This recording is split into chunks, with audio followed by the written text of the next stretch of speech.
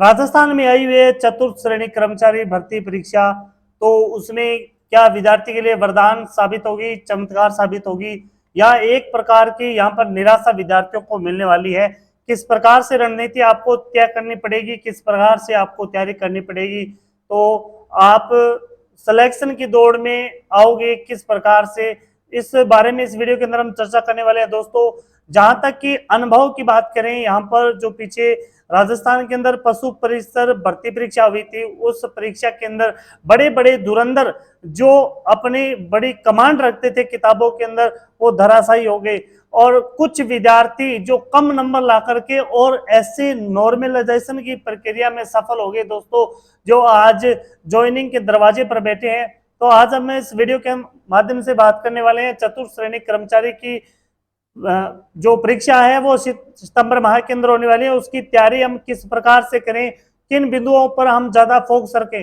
देखिए दोस्तों, इस जो भर्ती है चतुर्थ श्रेणी कर्मचारी की, तो इसके अंदर सभी विषय डाले गए, चाहे वो राजस्थान जीके हो या लैंग्वेज की बात करें, हिंदी और इंग्लिश है, कंप्यूटर साइंस के पर्सन आने हैं, और इसके अलावा जनरल साइंस के क्वेश्चन है, समसामयिकी के क्वेश्चन है, पॉलिटिकल, मतलब सभी विषय इसके अंदर आ गए हैं। तो एक प्रकार से ये बड़ी भर्ती मान लीजिए, क्योंकि बहुत सारे ऐसे विद्यार्थी हैं जिन्होंने काफी समय तैयारी की और उसके बाद में निराश होकर के वे भर्तियों से अपना किनारा करने लगे। लेकिन उसमें उन लोगों में फिर से एक आशा जगी है कि एक बड़ी भर्ती है वो राजस्थान सरकार के द्वारा करवाई जा रही है, क्यों ना अपना दावपेच भी इसके अंदर खेला जाए। तो इसमें उनका अनुभव भी काम में आएगा और साथ साथ में एक नई जो उसके अंदर जो विद्यार्थी काफी समय से तैयारी करके छोड़ चुके थे, उनके अंदर एक फिर अलग जगेगी, उनकी आत्मा फिर कहेगी कि चलो तैयारी की ओर। तो उनके अंदर अनुभव के साथ साथ कैपेसिटी की क्षमता भी वो अधिक होगी। अब बहुत सारे विद्यार्थी ये कह रहे हैं कि आज की जो जनरेशन है वो बड़ी हाई फाई जनरेशन है, तैयारी करने की उनकी क्षमता अधिक है, लेकिन ऐसा कुछ नहीं है। सभी की कैपेसिटी है वो हो सकता है थोड़ी अलग हो सकती है, लेकिन अगर आप तैयारी करने बैठो और आपके पास सही रणनीति हो तो आप बिल्कुल, आपके लिए यह चतुर्थ श्रेणी कर्मचारी भर्ती है वो वरदान साबित होकर के आएगी। मैं बात कर लेता हूं इस परीक्षा के अंदर दोस्तों, मैंने काफी समय से इस चैनल के माध्यम से विभिन्न विद्यार्थियों के पास एमसीक्यू पहुंचाने की कोशिश की है, और ऐसे ऐसे पर्सन मैंने विद्यार्थियों तक पहुंचाए हैं, उनके जो रेट एग्जाम कह लीजिए आप, फिर सीएटी एग्जाम है, पशु परिसर एग्जाम है, या राजस्थान से रिलेटेड कोई भी एग्जाम उन्होंने दिया है, तो यहाँ पर करवाई गई एमसीक्यू उनके लिए जरूर फायदेमंद साबित हुई है। यहाँ पर मैं चतुर्थ श्रेणी कर्मचारी की रणनीति को लेकर के बात करने वाला दोस्तों, किस प्रकार से हमारी अगर तैयारी इस प्रकार से रहने वाली है तो हम बिल्कुल सफलता के कगार पर होंगे। सबसे पहले मैं बात कर लूं कि यहाँ पर जो ये राजस्थान की सबसे बड़ी भर्ती मान लीजिए यहाँ पर, क्योंकि बहुत बड़ी पोस्ट होती है, 53,749 पोस्ट, ये बहुत बड़ी पोस्ट है दोस्तों, और इसका एग्जाम है वो 18 से 21 सितंबर 2025 को होने वाला है। अब देखिए यहाँ पर राजस्थान सरकार के द्वारा एक तो पटवार एग्जाम है और दूसरा है ग्राम सेवक एग्जाम, तो उसकी दिनांक वो बढ़ाई गई है। तो बहुत सारे विद्यार्थी ऐसे सोच रहे हैं कि यह भर्ती है वो ठंडे बस्ते में डाल दी जाएगी या फिर यह भर्ती बहुत लंबे समय के बाद में होगी, तो ऐसा कुछ नहीं है। सरकार जो बोर्ड के द्वारा एक अपना कैलेंडर जारी किया गया था कि सितंबर माह के अंदर ये चतुर्थ श्रेणी कर्मचारी भर्ती परीक्षा होनी है, तो बिल्कुल होकर रहेगी दोस्तों, क्योंकि इसके अंदर बहुत सारे विद्यार्थी यानी लगभग इसके अंदर 25 लाख है वो फॉर्म भरे गए। मान के चलिए आप 20 लाख विद्यार्थी ऐसे हैं जो इस दौड़ में बिल्कुल शामिल होने वाले हैं, और 20 लाख विद्यार्थियों में से लगभग 15 लाख विद्यार्थी है वो बड़ी मजबूती के साथ इस परीक्षा में भाग लेंगे। उन्हें पता है कि ये अगर ये फोर्थ श्रेणी कर्मचारी की भर्ती है वो चली गई तो उनके लिए बहुत सारे दरवाजे वो बंद होने हो सकते हैं, क्योंकि आप देख पा रहे हो फर्स्ट ग्रेड हो या सेकंड ग्रेड हो या पटवार ग्राम से, तो उसमें नाम मात्र की पोस्ट आई हुई है, और ये जो भर्ती है उसके अंदर सबसे बड़ी भर्ती है। मान लीजिए आप 53,749 पूरे राजस्थान के अंदर, उसके अंदर अदर स्टेट वाले भी आएंगे, लेकिन ये राजस्थान की सबसे बड़ी भर्ती है दोस्तों। तो इसमें आप अगर लगनता के साथ सही रणनीति के साथ तैयारी करते हैं तो आपका सिलेक्शन जरूर होता है। मैं बात कर लेता हूं कि इसके अंदर जो सिलेबस है वो संशोधित करके दोबारा डाला गया था, संशोधित सिलेबस है इसके अंदर डाला गया था, उसके बारे में हम बात कर लेते हैं दोस्तों थोड़ा सा कि इसके अंदर क्या क्या विषय आने वाले हैं। जैसे मैंने आपको पहले ही बता दिया कि इसके अंदर सभी विषय वो डाल दिए गए। यहाँ पर देख पा रहे हैं सामान्य हिंदी के यहाँ पर लगभग 20% दिए गए।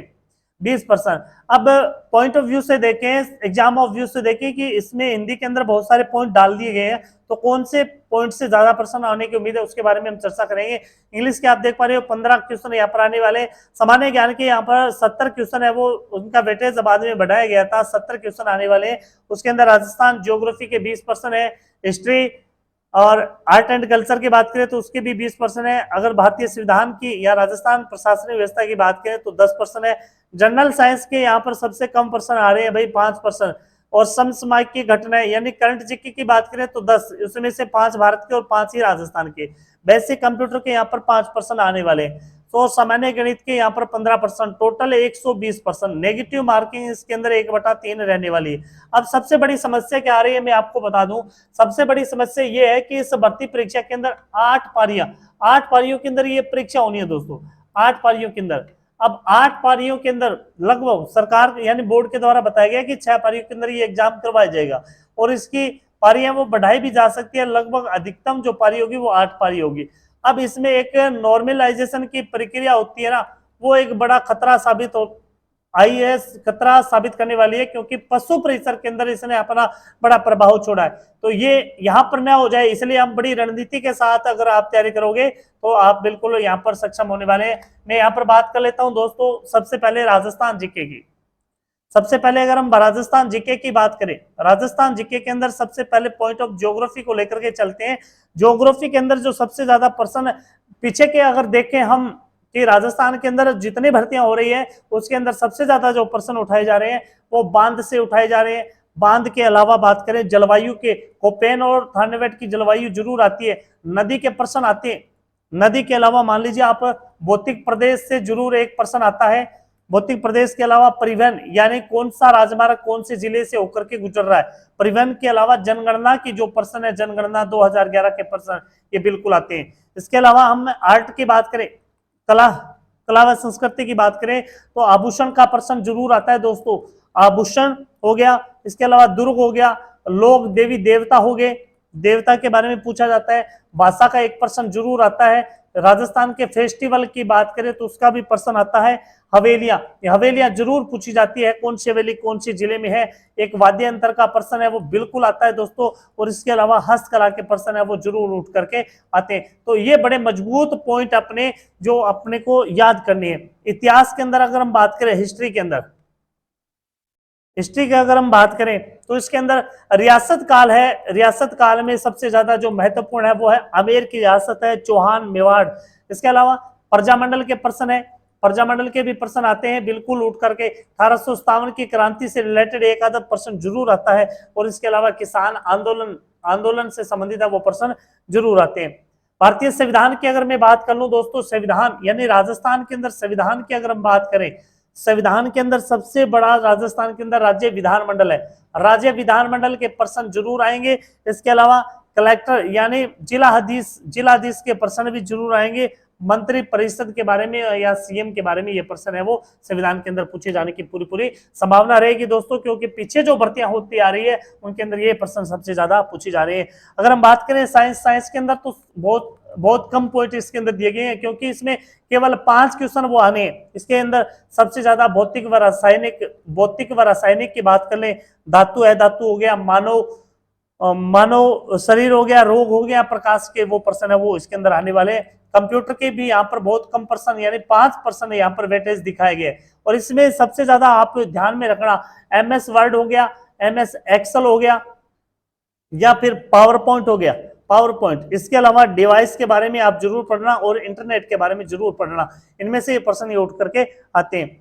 हिंदी की अगर हम बात करें दोस्तों, हिंदी के अंदर अगर आपका सबसे बड़ा मजबूत तो संधि सबसे बड़ी मजबूत है ना, तो इसके अंदर आप सब कुछ सीख सकते हो, क्योंकि शुद्धि करना सबसे बड़ी बात है। शुद्धि, तद्भव, तत्सम हो गया, उपसर्ग प्रत्यय वाले हो गए, क्रिया, विशेषण, कारक, लिंग, वचन, ये अगर आपको संधि सबसे बड़ी आपकी मजबूत है ना, तो उसके अंदर लगभग पॉइंट आपके तैयार हो जाते हैं। इसके अलावा हम इंग्लिश की बात करें, इंग्लिश के अंदर आप सबसे ज्यादा आर्टिकल्स है वो पढ़े। इसके अलावा टेंस है, टेंस तो वही बात होगी, हिंदी में संधि है, अंग्रेजी में टेंस है, ये आपका मजबूत है तो कोई दिक्कत नहीं। परिपोजिशन है, परिपोजिशन आपका इंग्लिश के अंदर अगर मजबूत है तो बहुत बढ़िया बात है।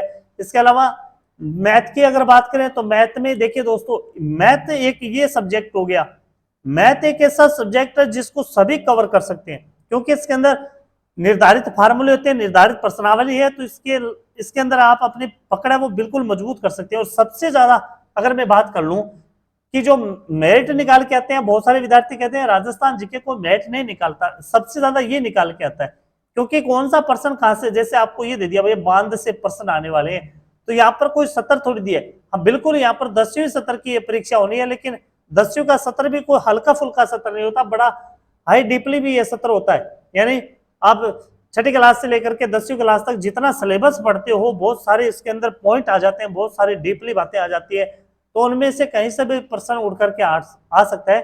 तो ये सबसे ज्यादा जो आपको मजबूत करने की तरीका है वह राजस्थान जी के बड़ी बढ़िया रणनीति के साथ जो मैंने आपको पॉइंट बताए हैं, ये आपको बड़ी अच्छी तरीके से हैंडल करने हैं। उसके अलावा अदर सब्जेक्ट भी आपको बड़ी मजबूती से तैयार करने हैं। ये आपके लिए बड़ा मौका है दोस्तों, और इस मौके को अगर आप गंवा देते हो तो फिर तो गई भैंस पानी में। आपको ये वीडियो अच्छी लगी है तो अपने दोस्तों में शेयर करना, अपने स्वजनों के पास ये शेयर करना, और उनको जरूर बताना कि आप इस रणनीति से तैयार करो। ये ना हो कि अगर हमें तैयारी करनी है भैया हम तक रहने दो, आगे मत जाने दो। कर भला हो भला। जय हिंद, जय भारत।